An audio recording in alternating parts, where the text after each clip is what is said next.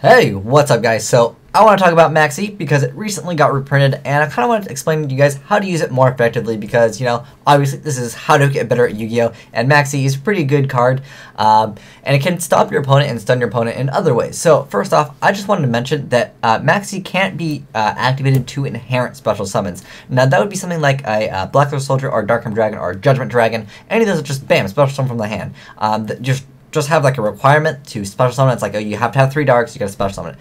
If you banish a dark, like say the person is going banish 1 light, and you can't just drop Maxx before they banish the dark. Because I've had a player say, no, you have to banish the light and then the dark, and then I can activate Maxx as soon as you banish one of them, which actually doesn't happen. They actually get banished both at the same time, and BLS gets special summoned at the same time.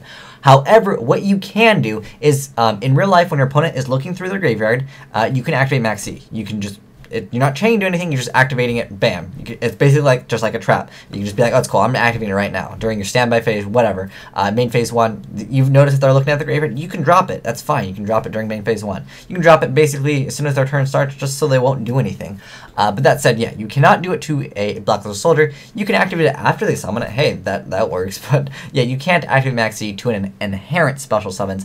Now that said, you can kind of Google and look up what is an inherent special summon if you don't know what some cards are. Some cards that are inherent would be like Black Soldier, Dark Dragon, Judgment Dragon. Those are all inherent. Master Hyperion, he would also be an inherent. He just banished a special summon, just as a side note. So yeah, let's look at what you can use Maxx against and how to kind of use it more effectively against a bunch of these meta decks. So that said, Agent of Venus, bam, summon Shine Balls. Well, yeah, you can summon your Shine Balls, cool. I will chain Maxx. They still have to pay the 500 life points. Even if you Veilered it, they still have to paying as the cost. So yeah, that's a good time to activate Maxx against that deck, which should be pretty obvious, but some players are new to the game. Another thing, like Mermails, they're pretty big. The thing is, Deep Sea Diva is probably the best time to activate Maxx.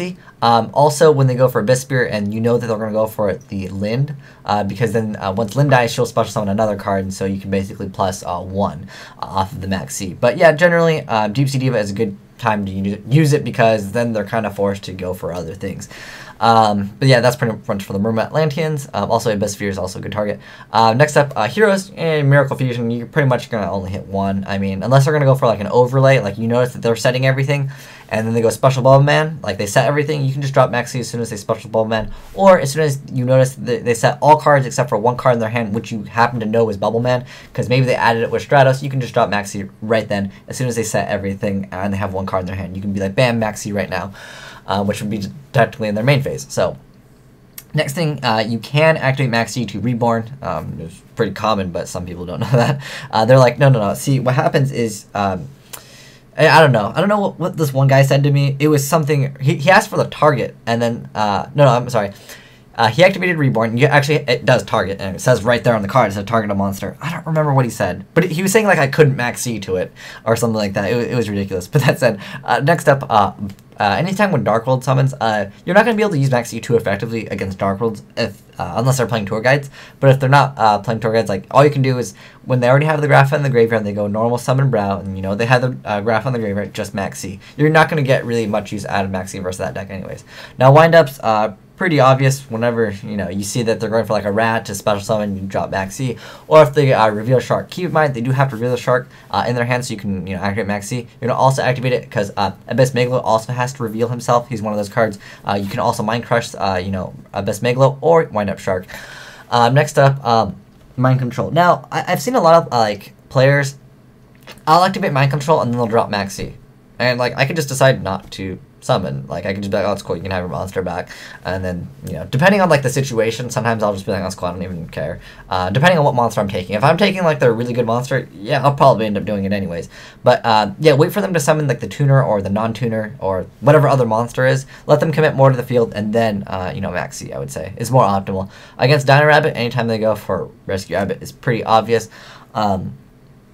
One thing as a note, if they summon Drak Guaiba and you notice that they can they can run over your monster. You can drop it right there because they're probably going to make a Logia anyways. So yeah.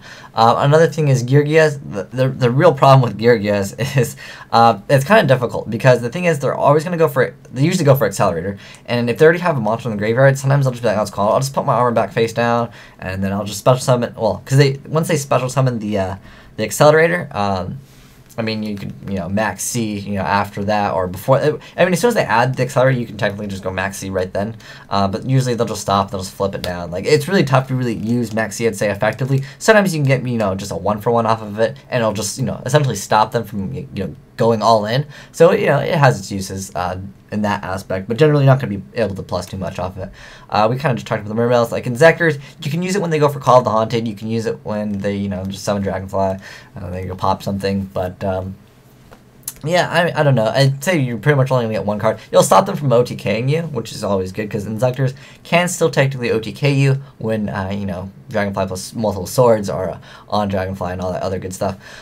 Next up, Kageki, summon Kageki, activate effect, you can Maxx C. If they do play like, a 6-hand United, and you already have a monster in the field and you expect them to go for Elder, you could drop Maxx C right then because they don't really want to go normal summon. Okay, just draw with one for like 6-hand United. So if you see like multiple 6-hand Uniteds played, you can just activate it immediately if you control monster. And again, if you know that they're going to go for like the Elder, then Asceticism. So yeah, the most effective play is when they go for Asceticism, which I'll get up. I think it's ASE is how is it ASE? Oh, I'll just type in this because I'm gonna slaughter it. ASCE is how it's started. But yeah, when they activate this card, activate Maxx C, it's the best time because if they don't use anything with the monster during the end phase, the monster gets destroyed. So pretty good stuff. So yeah, that's the best time to use against them. But yeah, if they're going first, yeah, it's pretty good. Next up, the spell books. So High Priestess is also one of those when you have to reveal the 3 and then you special summon her. So yeah, you Maxx C right there. You can Maxx C on Temperance. So I hope this helps you guys out to know what to Maxx C against, because we kind of talked about Valor last time, and I'll be like, oh, let's talk about Maxx C. Maybe next time we'll talk about DD Crow. No, but actually maybe, I don't know. But that said, yeah, Maxx C is definitely a good meta card, and it's a good side deck card, good main deck card. It's overall pretty awesome card, and it did just get its reprint. I don't know why it says it's the lowest is $41.99, because I've got a stack of them, and if I could sell them for half of that, it'd be pretty awesome. Considering that the Hanzo tin is actually $20, although it's hard to find that's a Hanzo tin that's already sold out of that store. But that said, Maxx C, very awesome card, and you can definitely use it against certain decks to your advantage. But there are some decks, keep in mind, like Dark World, which will just be like Maxx C. I don't even care. You don't even really get to do anything with it. At most, you'll just net yourself a neutral, which would be like, just when you only get to draw one card off of a Maxx C, you go neutral. But it does stop your opponent from kind of pushing harder, which does make it good. Kind of like a threatening roar, essentially, but they can still summon more monsters. Also, one thing I wanted to mention, if you're playing against a wind-up player, and they Maxx C, go all in and OTK them. You know why? Because if they have like a wind-up factory, which they always do, or anything that has like back row, that you don't think that will play Tragodia. Like, I don't think I've ever seen any wind-up player play Tragodia. So that said, just OTK them. Make sure if someone Maxx C's you and you have game, if you know that they don't play, like, some 6 Samurai players, like, they won't play Gores. Most of them wouldn't, I would assume. But there was a deck that did top. It was running, like, Chaos. It ran BLS in 6 Sams, too. But that said, any deck that you don't think runs Gores, you don't think it runs Tragodia, hey, just, they Maxx C, cool, OTK them anyways. Be like, it's cool, what are you going to draw into?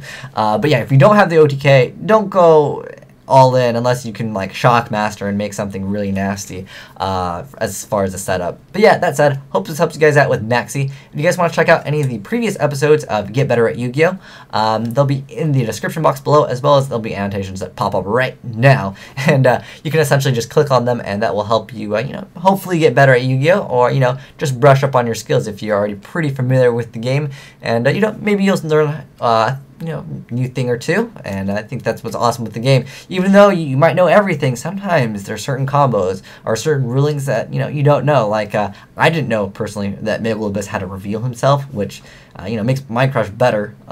Also, chain ability Maxx C. But that said, hope this helped you guys out. Oh, by the way, you cannot Thunder King Abyss Megalo, just for the same reason you can't Thunder King at Gores, because it is an effect that brings him out. So yeah, that's just one thing I just kind of want to mention real quick, because yeah, it happens. It's a ruling. but anyways, thanks for watching. Asian White Dragon, signing out.